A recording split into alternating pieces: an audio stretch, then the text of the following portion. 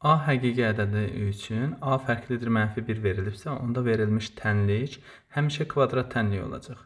Həmişə kvadrat tənliyi olacaqsa, tənliyin köklərinin bir-birinə bərabər olması üçün diskriminant bərabərdir 0 şərti ödənməlidir. Onda diskriminantını tapaq. Diskriminant bərabərdir B kvadratı, yəni 2 vurulsun A üstəgəl 7-nin kvadratı, çıxılsın 4 A-nın yerində A üstəgəl 1-dir, vurulsun C, C-nin də yerində 27-dir.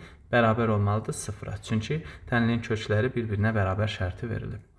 Deməli, bunu kvadrata yüksəltsək 4 vurulsun A üstəgəl 7-nin kvadratı bərabər çıxılsın 4 vurulsun 27A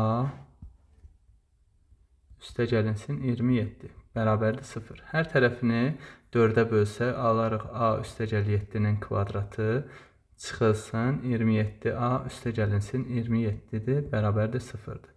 Bunu A kvadratı üstəgəlinsin 14A üstəgəlinsin 49 kimi yaza bilərik. Çıxılsın 27A üstəgəlin çıx 27 mötərizənin qarşısında mənfi olduğundan bərabərdir 0.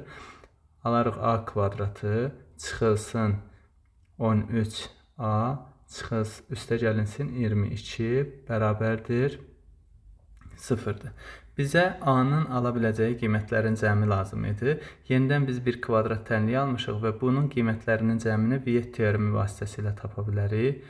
Viet teoreminə görə köklərinin cəmi əks işarə ilə ikinci əmsala, köklərinin hasili isə sərbəst həddə bərabərdir çevrilmiş kvadrat tənlikdə.